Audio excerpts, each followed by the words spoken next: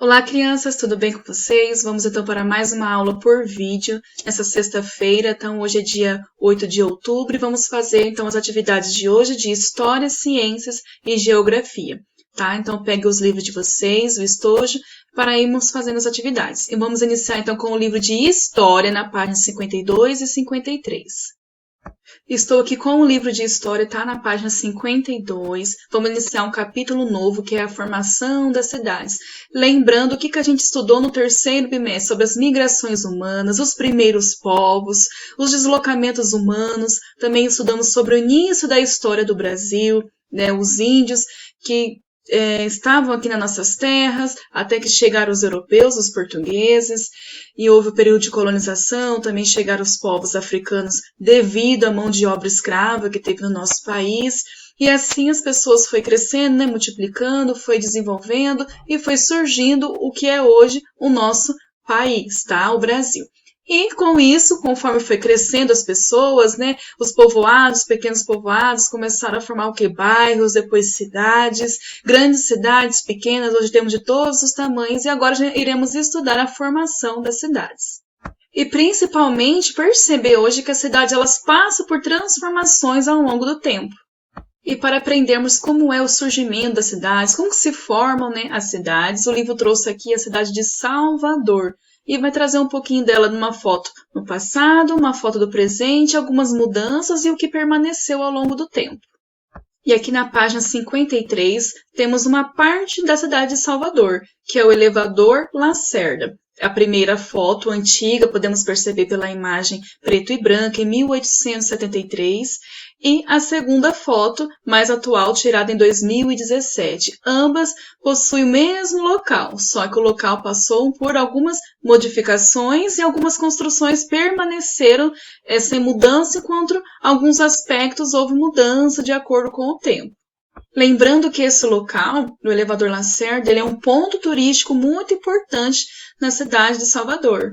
O elevador se encontra aqui, ó, no cantinho esquerdo aqui da imagem, tá? E aí ele aqui também divide a cidade de Salvador, a parte alta, que é a parte de cima, e a parte baixa. Então eles precisavam se deslocar, né, para a parte alta, para a parte baixa, então eles decidiram fazer um elevador na cidade. Aqui na foto mais antiga mostra a parte mais alta da cidade, enquanto aqui nessa foto mais atual mostra as duas partes, tanto a parte alta quanto a parte baixa da cidade e o elevador de forma mais nítida que a gente consegue enxergar. Voltando na página 52, temos aqui algumas perguntas. Primeira pergunta, as duas imagens retratam o mesmo local da cidade de Salvador em épocas diferentes. Que local é esse? Então, voltando lá para a imagem, lembrando, né, que esse local é na cidade de Salvador, que é o elevador Lacerda, que é um ponto turístico muito importante da cidade, como se fosse um cartão postal. Depois temos a segunda perguntinha. Como é possível perceber que houve a passagem do tempo entre uma imagem e outra? Então, vamos diferenciar as duas imagens. Mesmo sendo do mesmo local, podemos perceber primeiramente a foto, né, a coloração preta e branca, e aqui a coloração mais nítida, colorida, percebendo que há diferença, né, uma mais antiga e outra mais atual. Na foto mais antiga, também conseguimos perceber que há uma torre só, da parte desse elevador, tá? Ligando a parte alta e a parte baixa da cidade, enquanto na atualidade já temos duas torres, né? Então ela foi reformulada, foi refeita essa ponte. E, é claro, temos as datas na legenda, né? Na primeira foto temos aqui em 1873, há muitos anos atrás, enquanto a segunda foto na legenda nos diz que foi tirada em 2017. E aqui na primeira parte fala, né, que quem construiu esse elevador chamado Lacerda foram os irmãos Lacerda, né, na cidade de Salvador, que fica no estado da Bahia. Ele ligava a cidade alta à cidade baixa, né? E possuía, na época, foi o maior elevador do mundo, na época, com 63 metros. E com a passagem dos anos, ele passou por várias transformações. E o que conseguimos aprender até o momento, né? Que as cidades elas passam por transformações ao longo do tempo. E é exatamente isso que aqui na página 52, na perguntinha 3, pergunta pra gente, ó, desde a sua fundação, a cidade de Salvador passou por muitas mudanças, como as outras cidades também. Você conhece alguma mudança ocorrida na cidade onde você mora, ou seja, aqui em Rancharia? E é claro, né, que desde o início da formação da cidade de rancharia até os dias atuais, ela passou por grandes transformações, né, nos primeiros ranchos, onde o pessoal se abrigava, a linha ferroviária, e foi crescendo, a cidade foi desenvolvendo, a igreja central matriz, que era de madeira, hoje a igreja, né, é grande, moderna, e a cidade foi crescendo, se desenvolvendo, a modificação da avenida e dos bairros também que foram crescendo, surgindo bairros novos e conforme os anos forem passando, as cidades, tanto de rancharia quanto as outras cidades, também irão passar por transformações. Sejam elas boas e algumas não tão boas assim, mas é importante saber que ao longo do tempo as cidades passam por transformações que o próprio ser humano modifica a paisagem de acordo com o tempo. As perguntinhas aqui da página 52, vocês não precisam estar escrevendo nem no livro, nem no caderno, é apenas para reflexão, porque essa parte é a abertura do livro, para depois iniciarmos com mais textos e algumas atividades referentes à formação das cidades, tá bom? Então, agora iremos para o próximo livro, que é o livro de ciências, páginas 66 e 67. Pessoal, pausem o vídeo toda vez que for necessário, tá bom? Para pegar um livro, passar as páginas, tá bom? Agora estou aqui na página 66 do livro de Ciências Aberto, iniciando um novo capítulo que iremos aprender nesse bimestre, que são as plantas. No bimestre anterior, aprendemos sobre os animais vertebrados, lembra que possuem ossos, coluna vertebral, crânio, né? E animais invertebrados que não possuem ossos, tá? Então, nesse bimestre, agora iremos aprender sobre as plantas. Lembrando que as plantas fazem parte do nosso dia a dia, faz parte do nosso cotidiano. Sem as plantas não conseguiríamos viver, sobreviver, né? Pois ela nos fornece abrigo, nos fornece alimento, e a gente vai aprender um pouquinho mais sobre as plantas e como que elas se desenvolvem. Aqui na página 66, para a introdução do livro, né, do capítulo, o livro trouxe aqui esse enunciado dizendo assim: as plantas estão em vários ambientes, tanto terrestres quanto aquáticos, ou seja, tanto na terra quanto na água. Todas elas, grandes ou pequenas, dependem de componentes do ambiente para viver. Nós, seres humanos, não precisamos de alimento, oxigênio para poder sobreviver. As plantas também precisam de alimento, precisam de nutrientes para poder, e respiram também. Assim elas conseguem sobreviver, senão elas irão morrer. Então, observe a imagem a seguir, que mostra plantas que parecem brilhar como estrelas.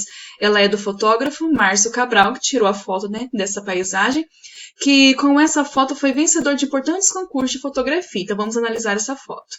Temos aqui uma imagem de um céu noturno, uma paisagem noturna. E aqui, bem vegetativa, né? Conseguimos ver o céu, conseguimos ver o campo. E aqui embaixo estão as plantas. Na legenda está escrito que a fotografia de Márcio Cabral é de 2014 e mostra o campo de plantas. E essas plantas são conhecidas como chuveirinho. E elas brilham na escuridão da noite. Tá? Essa foto foi tirada em Chapada dos Veadeiros, no estado de Goiás. E a primeira pergunta, né, tá escrito assim: você conhece um ambiente como esse? E é claro que já vimos ou conhecemos, tanto pessoalmente quanto, né, por televisão, rede social, enfim, que é um lugar mais vegetativo, um lugar que tem mais vegetação, um campo, que é o que a foto mostra pra gente. E é o local onde a gente consegue mais observar as plantas. A perguntinha logo em seguida, né? Qual parte da planta está brilhando? Então, podemos observar aqui que temos a planta, a parte mais exposta, né? A parte de cima é a parte que mais brilha, que de acordo com a foto, é claro que a iluminação contribuiu, né? Do fotógrafo para que a foto ficasse assim bem nítida, que a gente pudesse observar. E a parte de cima dela é a parte que mais brilha. Em seguida, pergunta se você já viu alguma planta como essa. Eu, particularmente, ainda não vi. Mas acredito que talvez alguns de vocês tenham visto também. Caso vocês não tenham visto, podem procurar na internet, né, usar este meio para pesquisa e se informar, né, sobre vários tipos de plantas e suas diferenças também. E, por fim, pergunta... A última pergunta fala assim: plantas podem ser muito diferentes entre si, e são. Pense em algumas que você conhece e converse com colegas sobre a diferença entre elas. Então, existem vários tipos de plantas. Temos aquelas mais pequenas, mais rasteiras, né? Perto ao solo, como algumas flores. E tem mato, temos as maiores, como por exemplo árvores, temos árvores que dão frutos, árvores que não dão frutos, diferentes tipos de frutos, ou seja, diferentes tipos de plantas também ao nosso redor, que faz parte das nossas paisagens, do nosso dia a dia, do nosso cotidiano. E na página 67 vai falar sobre o ciclo de vida das plantas. Nós, seres humanos, também nascemos, crescemos, né, nos desenvolvemos, necessitamos de alimentos para sobreviver, de oxigênio, né, vários componentes, nos reproduzimos também e morremos. No mesmo caso são as plantas. Aqui fala assim, ó, assim como os seres humanos, as plantas nascem, crescem, se desenvolvem, podem se reproduzir e morrem. A maioria das plantas nasce de uma semente, uma sementinha pequenininha, como se fosse aqueles bolinhas, carocinhos, né, que ficam nas frutas, e semente como as laranjeiras. É aqui o texto trouxe uma laranja com as suas sementes dentro do fruto. Por exemplo, quando a semente cai no solo, ou seja, a semente da fruta cai no solo, num solo fértil, com nutrientes, o que vai fazer? Vai crescer e vai desenvolver. E aqui fala, né, que quando a semente cai no solo e encontra boas condições, ela se desenvolve em uma planta, ou seja, ela cresce. Diferentemente dos animais, as plantas não precisam buscar seu alimento. Para sobreviver, elas precisam de esses elementos essenciais. Ó, prestem bastante atenção. Então, para uma planta, uma sementinha germinar, crescer, se reproduzir, ela vai precisar desses nutrientes aqui, ó. De luz, luz que vem da onde? Do sol, tá bom? Do ar. Nós não precisamos do ar? Elas também precisam. A água, de onde elas captam a água? Do solo, né? Das suas raízes captam a água e sais minerais do solo, que são nutrientes para que ela possa crescer e se desenvolver. Faltando algum desses componentes aqui, a planta não consegue se desenvolver. Ao atingir a fase adulta, a maioria das plantas pode produzir flores. As flores podem dar origem a frutos com sementes, e as sementes podem originar novas plantas, e assim é o ciclo de desenvolvimento, de crescimento, de reprodução das plantas. As plantas, quando adultas, elas produzem sementes, e através dessas sementes vai se reproduzindo em novas plantas. E no finalzinho do texto diz que as plantas morrem depois de um tempo, completando o seu ciclo de vida. E logo abaixo podemos observar o ciclo de uma planta. Então, vamos aqui observar. Então, temos aqui na imagem, no livro de vocês, a primeira fase da planta, iniciando através da semente, quando ela encontra um solo fértil com nutrientes, luz, água, ar, sais minerais, elas conseguem se reproduzir. E temos aqui ela já germinada, né, o desenvolvimento da semente, aqui ela já começou a brotar, né? Podemos perceber um pedacinho de caule com folhas e ela ainda se alimentando, né, da luz do sol, do ar, da água, dos sais minerais, tudo ela consegue crescer e se desenvolver. Que no caso dessa semente, né, uma árvore. Qual será que a árvore é? Aqui está escrito crescimento da planta. E conforme ela vai crescendo, né, vai formando mais galhos, mais folhagem, vai ficando mais bonita, né, mais viçosa, produção de flores, né, muitas árvores, a gente consegue ver no nosso dia a dia, muitas árvores produzindo flores, e depois das flores produzindo os frutos que dá origem dentro dos frutos às sementes, e através dessas sementes vai dar origem às novas plantas. E assim é o ciclo da vida das plantas, da maioria delas. Tá? Outras plantas podem se reproduzir de outras formas também, que a gente vai aprender ao longo desse capítulo.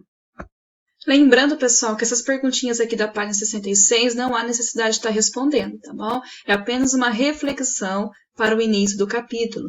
E aqui a gente aprendeu, fazendo um resumo, né, o ciclo de vida das plantas, que elas vivem como nós, tem um ciclo de vida como nós, que ela precisa o quê?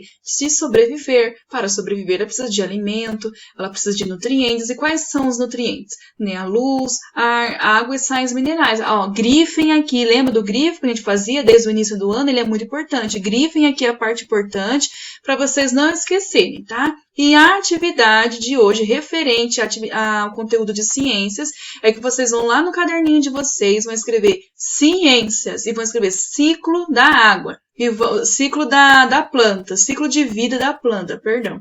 E aí vocês vão reproduzir esse desenho, claro que da forma de vocês, não precisam escrever.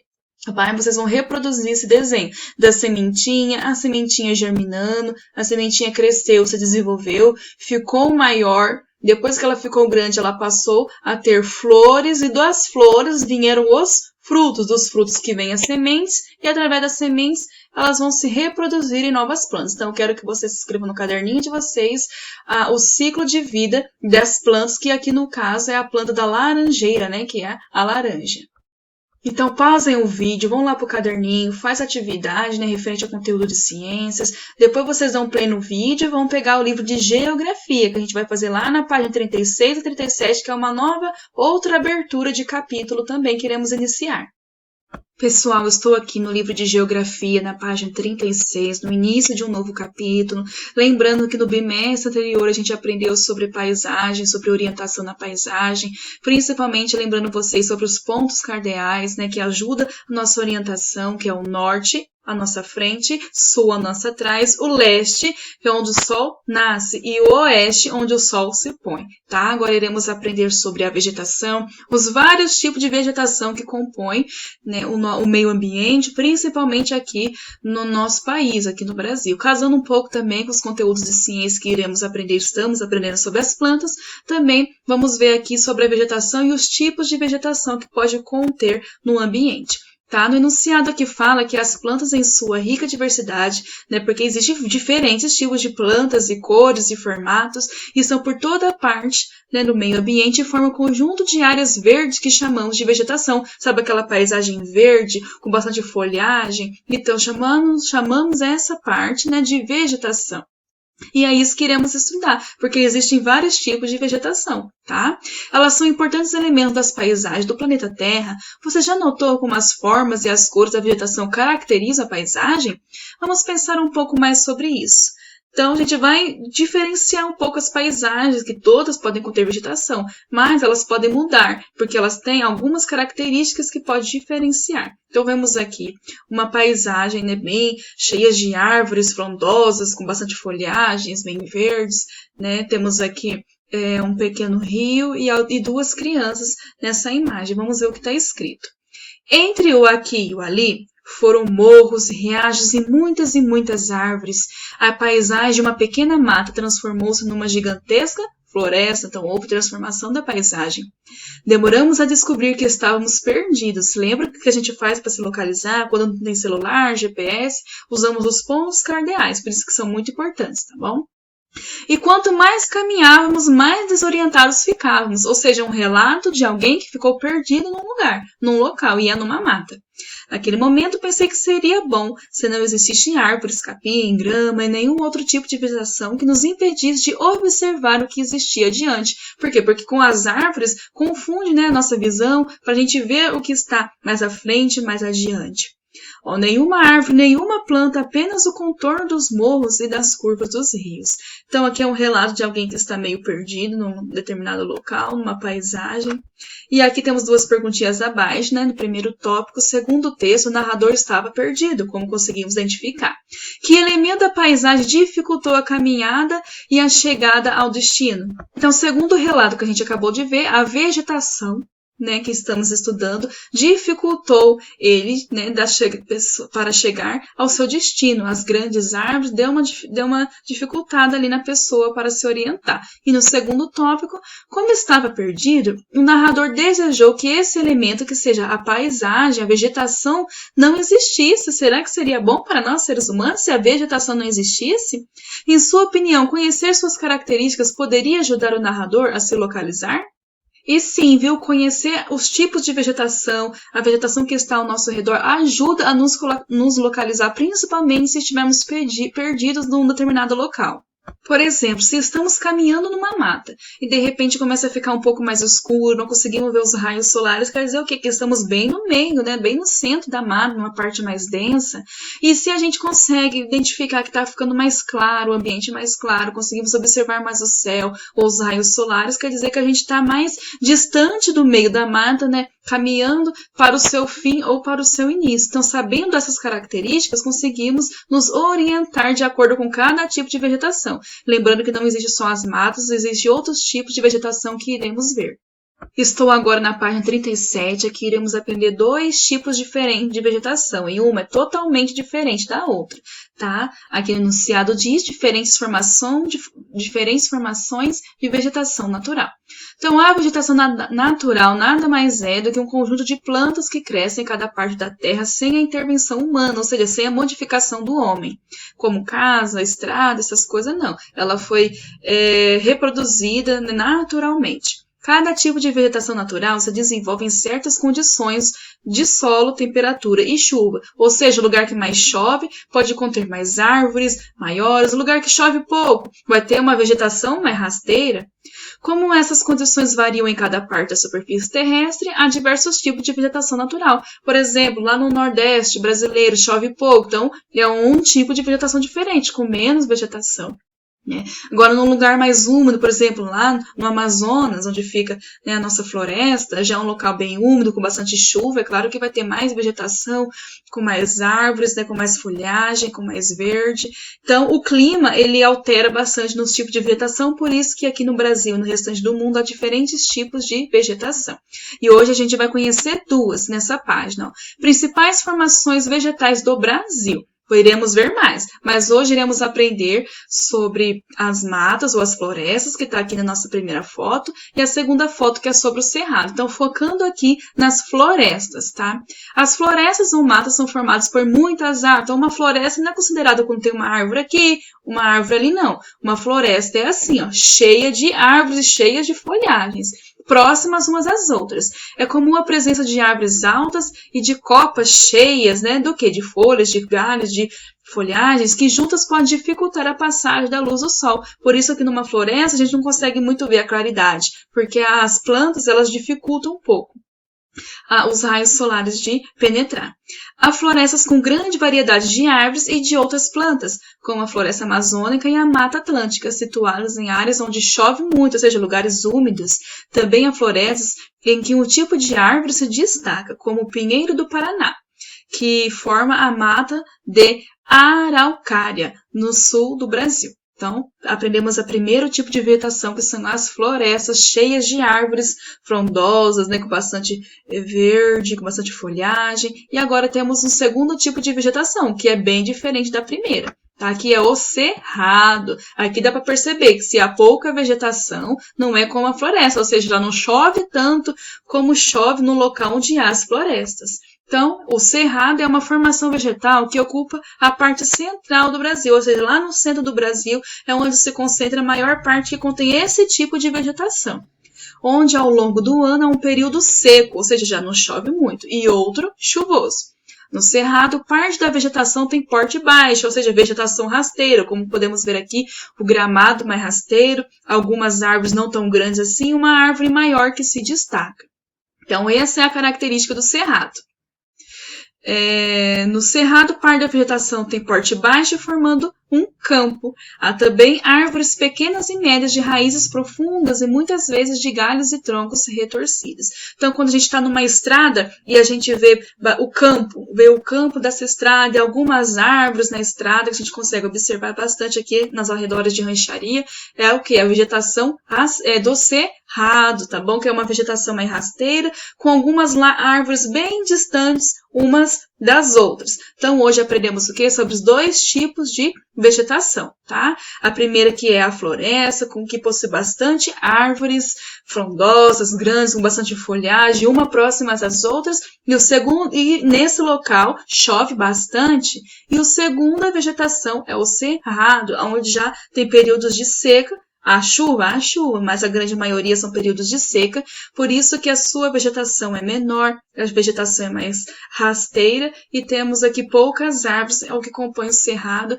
e que faz parte aqui também aos arredores da nossa cidade, bastante o cerrado. Tá bom, pessoal? Não preciso estar registrando na página 36 as respostas, nem no livro, nem no caderno, porque é uma introdução do capítulo, apenas para reflexão. Tá bom? Então, essas foram as atividades de hoje. E se surgir dúvidas, pode me procurar, tá bom? Então, essa é a introdução de 3 capítulos de História, Ciência e Geografia que tivemos hoje. No decorrer das semanas, iremos aprender mais a fundo sobre esses temas, tá, pessoal? Então, bom estudo a todos, tá? E fiquem com Deus.